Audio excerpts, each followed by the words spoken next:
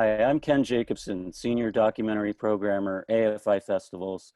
I want to welcome you to AFI Fest 2020, presented by Audi, and to this Q&A for Colectiv, directed by Alexander Nanau.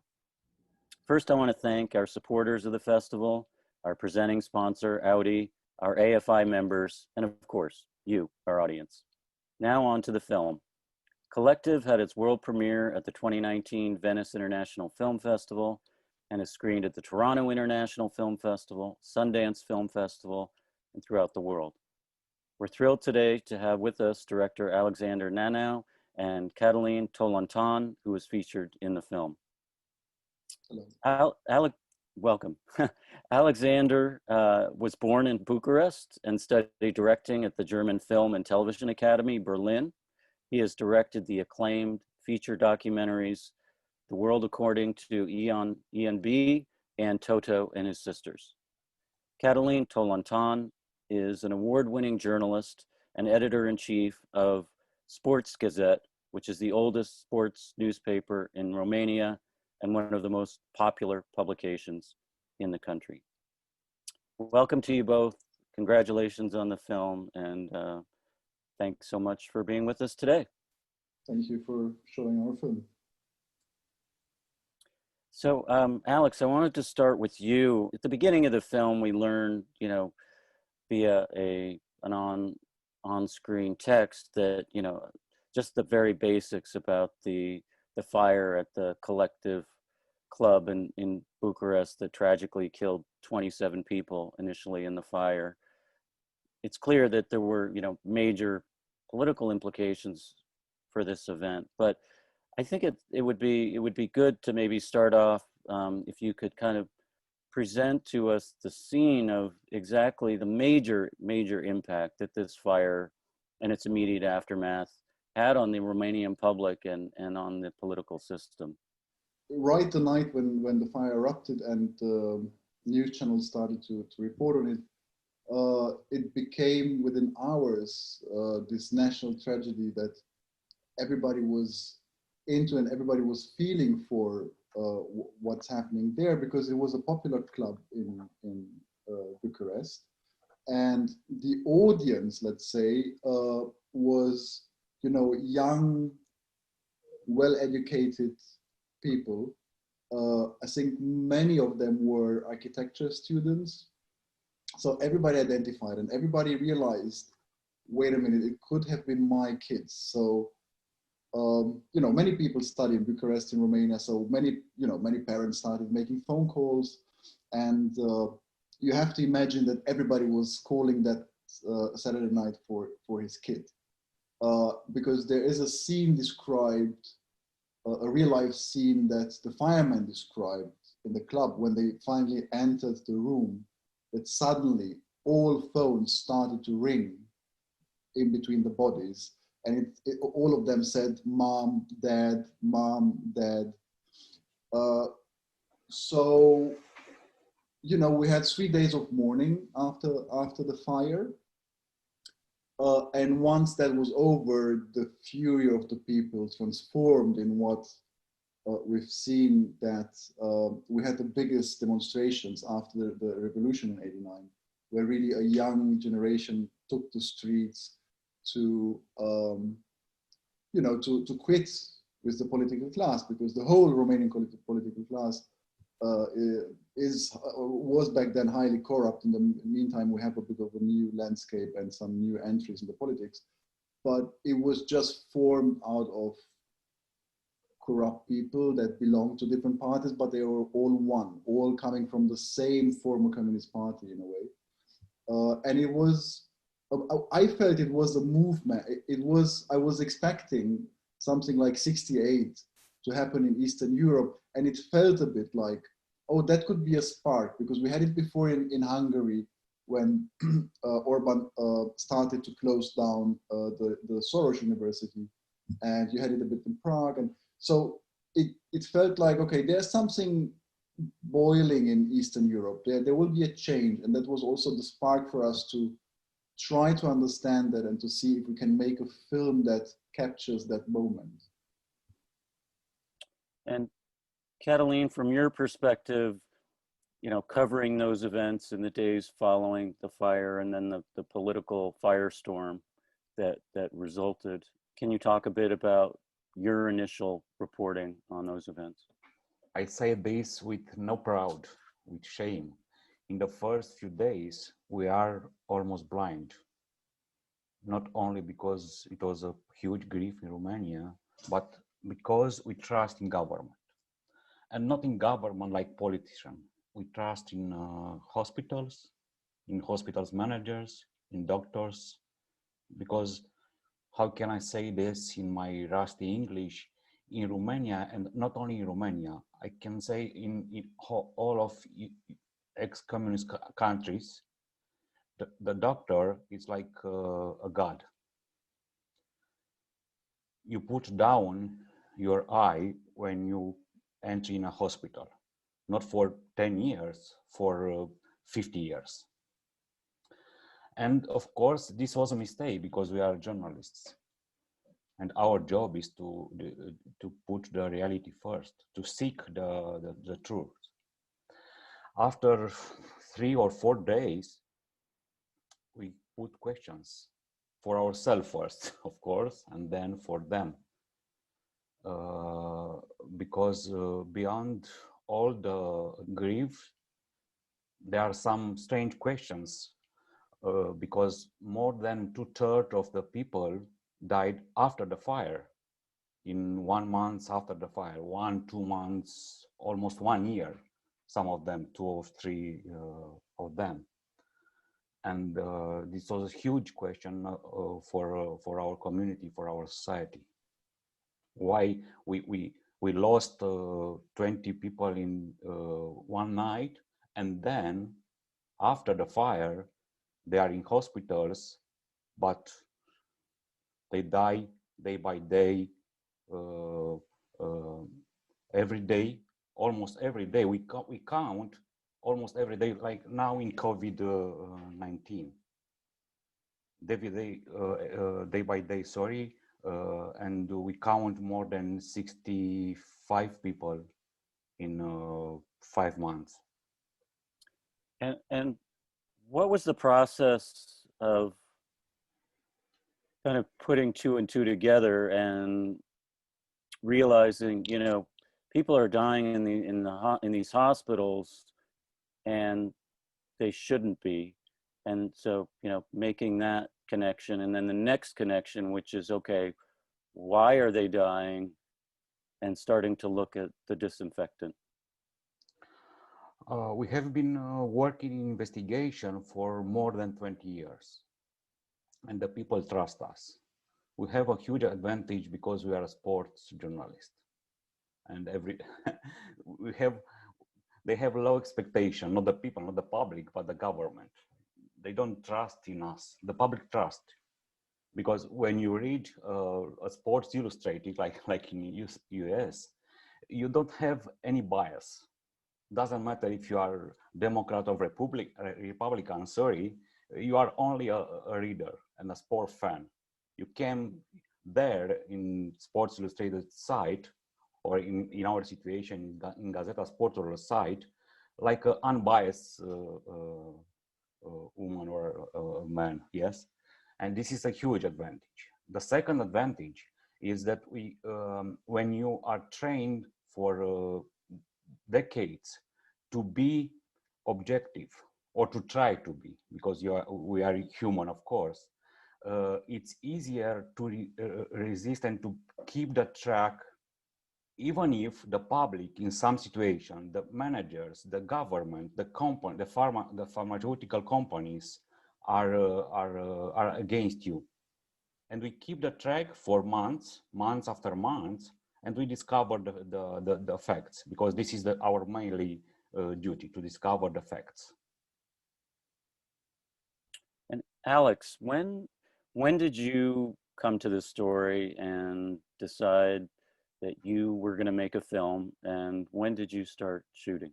Pretty soon, actually. When the authorities came in front of the public, like really on an hourly basis, they were so punctual in affirming that they know what they're doing, that they know how to treat these patients, that everybody's safe.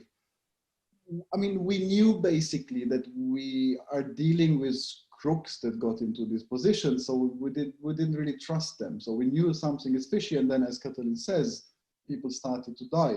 And it is very comparable now to what is now with COVID, because back then you had practically a whole society watching this show made by the politicians that was not aware of how you have to treat burn patients. You know, burn patients have to be treated in specialized burn units. You can't treat them in normal hospitals. But assuming that everybody is, you know, uninformed and does not know how things work, the politicians and authorities, hospital managers, doctors, like everybody agreed, okay, we're gonna lie to the whole country and we're gonna pretend we can treat them and we won't fly these kids out to burn units that we do not have in Romania. And so we became intrigued by this, but what I said before, that it seemed like a change was coming in a way. And so I decided, together with my fellow producer Hanka Kastelitsova from HBO Europe, that we should start to look into it. You know, I started to shoot a bit during the demonstrations, but thought it's so complex. I mean, there were all these different positions, you know, the Orthodox Church coming out and saying like, oh, it's fine what happened because they were all Satanists, they were listening to heavy metal. Then there were these doctors that were lying and helping the politicians to sustain their lie. But then, in a way, some doctors came out and say like, no, it's a lie. Nobody listened to them first. They're also in the film. There's a group of doctors in the beginning of the film talking to Cătălin and Mirela and saying they were treated wrong. These were the first doctors that really came out. And then the main whistleblower, let's say, came out. And so we were intrigued by what Cătălin and his team were revealing, because they were the only ones that said, no, stop, you are lying. I mean, the firemen were lying that they did not know about this club, that it existed. So Cătălin and his team found out, they even authorized it. And then the next thing that intrigued us a lot was that there was a newly opened burn unit. And they said, we're doing surgery on them there. And then suddenly, Gazeta comes out with a piece saying that burn unit is closed. It was never opened. It was just opened for the cameras so that the manager and the doctors can get their bribes from the companies that gave all the equipment. They made like a show for 2 times in 1 year, and they keep this hospital closed for 1 year, which is the most progressive and important burn unit in Romania, and they keep it for 1 year closed till we discovered saying that it's open. And so it became clear to us that we're just assisting at the, you know, biggest live manipulation that we knew in recent times. That was before Brexit and before Mr. Trump and so forth, and Bolsonaro. And so we put together this investigative team, our own investigative team, and my co-author, Antoaneta, said, you know, we were looking for characters because my work is always observational. So I try not to do interviews and then show footage of, let's say, demonstrations and try to get a too technical picture of what's going on. So I really look for characters through which life experience we can understand the world we're telling the story about. And so we were doing dozens of hours of interviews with parents, with doctors, with journalists. And then Antoaneta, the co-author of the film, said, I think Tolontan and his team would be actually the right character. If we could get into one of the investigations, but it's just a dream, they will never let us. It's impossible. He is known as the most tough journalist in the country. And she said, you know, I give you his number if you want, but, you know, don't have too high hopes. And so we went and met them, and in their newsroom, Antoaneta and I, and told them what we are doing. And they for sure said, no, you can't get in here with a camera, and we have to protect the newsroom, we have to protect the journalists and the whistleblowers and the information. It can only go out once we know it's the right information. So with Cătălin's team, sorry if I talk now about you, with Cătălin's team not really understanding what I'm doing, because they also knew TV reportages, but not observational documentary making. And I think you also asked, you know, how long will that be? And I said, and how many people will be there, and how many cameras will be there, and the lights, like in sports live transmission. Yes. This is why. And I think I was cautious and said like maybe 1 or 2 months.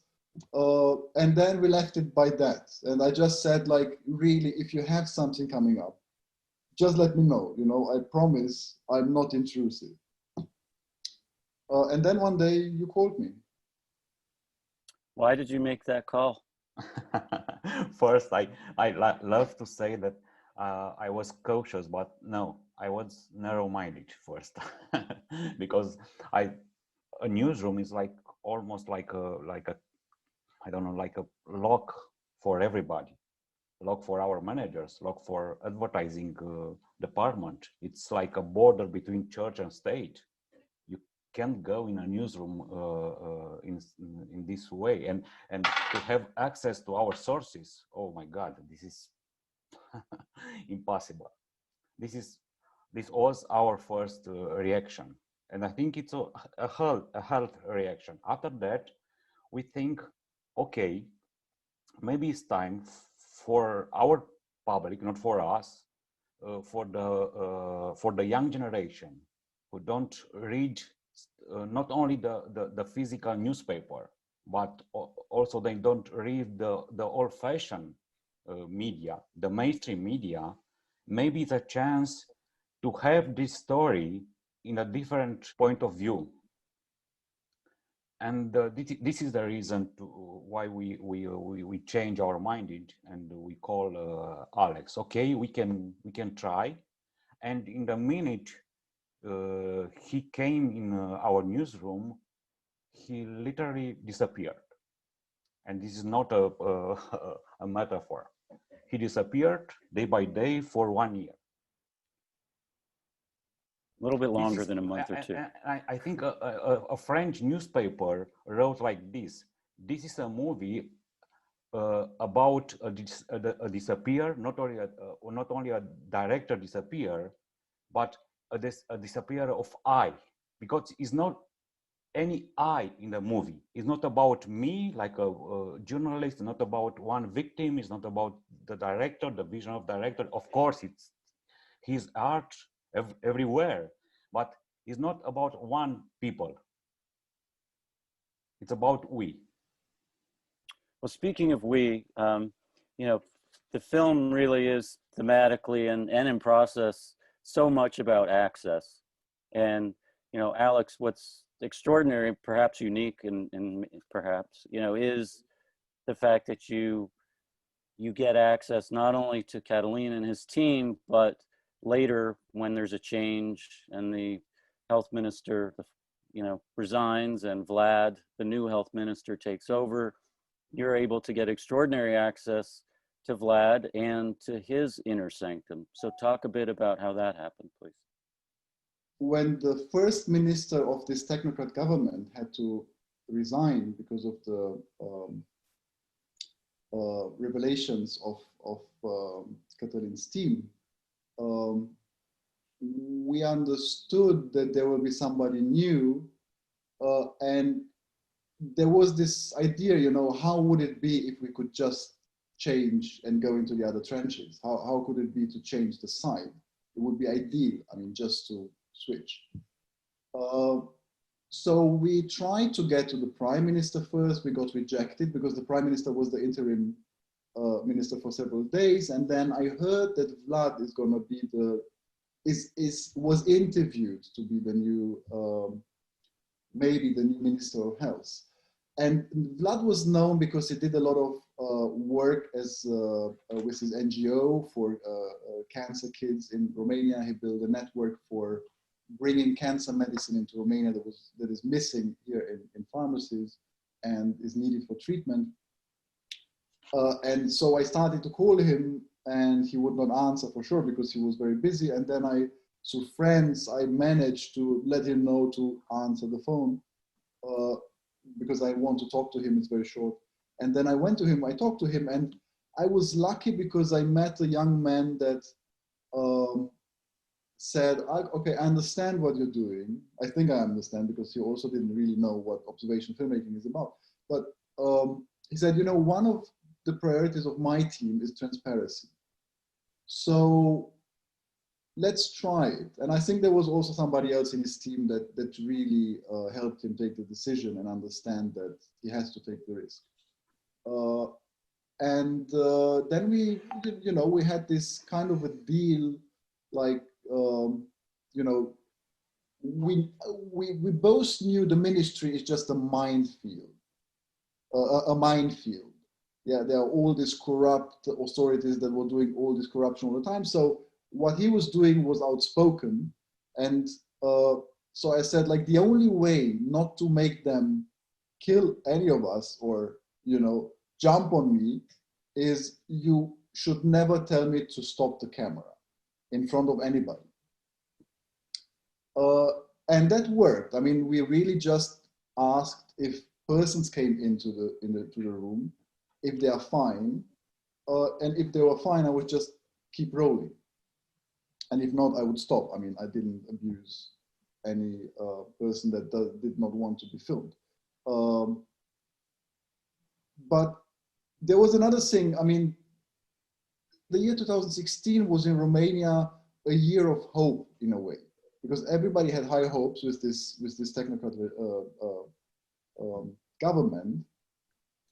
Vlad was, let's say, a good person in this government that had a lot of good persons, but also bad persons, as we can see in the film, because the first minister is a crook, right?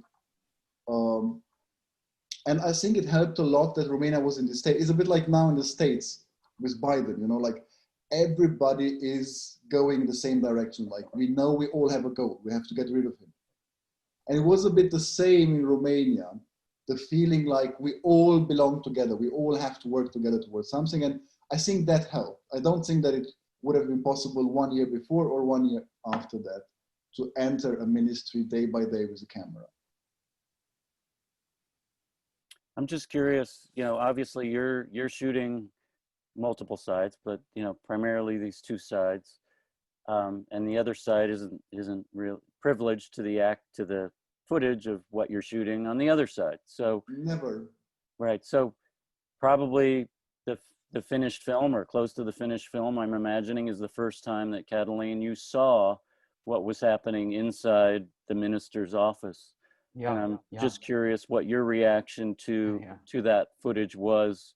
Was there something that surprised you or stood out for you?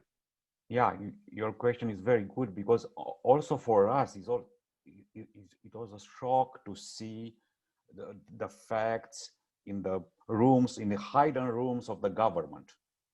Of course, we know some things about the Ministry of Health and about the government. We are journalists for almost 30 years. We have also younger people in our newsroom, but it was a shock. And actually, this kind of complexity of the government I saw for the first time. In few days here, in US, you have general election, presidential election. Sorry, yes, just in few days, and we put, like a citizen, not like a journalist, like a citizen. We put a lot of hope in one day, but after that, we will be so complex to have a good government. Even if I'm a journalist, and I'm proud to see what's happening in a newsroom, not only in a Romanian newsroom, in any newsroom in the world, it's happening the same thing right now, a struggle for the news, yes? But I think for me, the most valuable part of the movie, it's to see how we like a society, like a community, can change the bound between us and the government, because there are not simple solution for such complex issue like we have in our life right now. I think this is the main story for me, and it was really a shock to see the footage. So we're running short of time, but I did want to, ask for a quick, update of where things are now. Obviously, you've alluded to COVID a couple of times. So how, the Romanian government and the people of Romania have been, coping with the pandemic, but also specific to, people we see in the movie, Vlad and,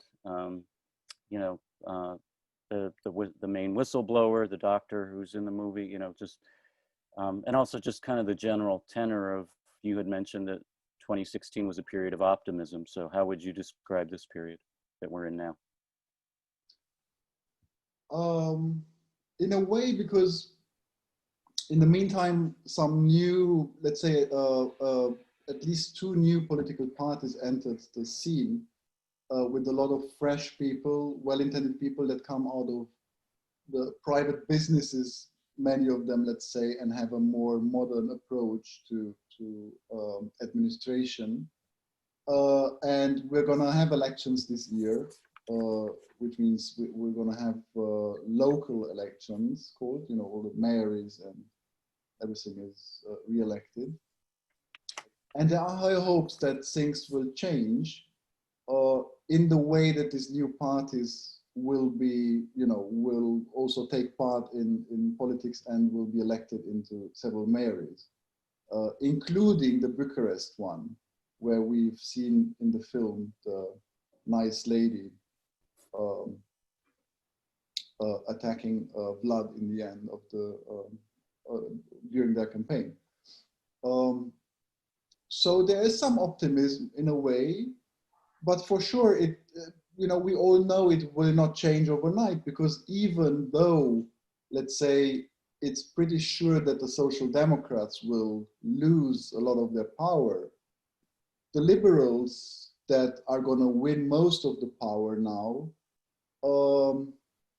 they all come actually from the same background as the Social Democrats. It's the same people that grew together in, they grew up in politics in the same party. They are actually the same. They are not different. And they are even now governing the country because they managed to, to replace the Social Democrat government, although the parliament still has the majority, as the Social Democrats have the majority.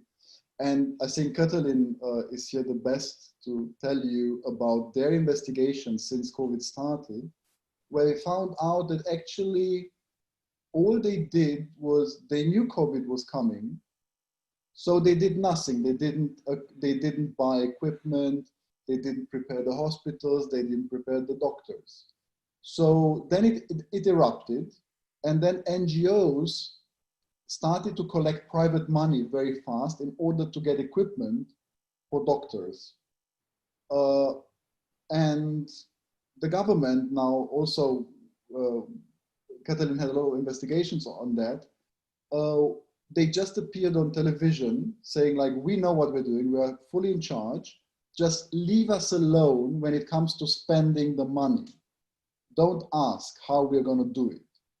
And then the investigation show very clearly that they stole the money. That means they bought equipment from China, for sure, through shady companies that many times have not even one employee, that many times belong to mafia structures, and they are just using the pandemic to steal a lot of our money and are not really prepared to lead a country through the pandemic.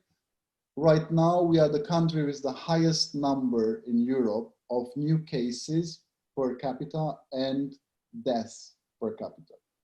So the incompetence is a question of a generation of people, not of the party or.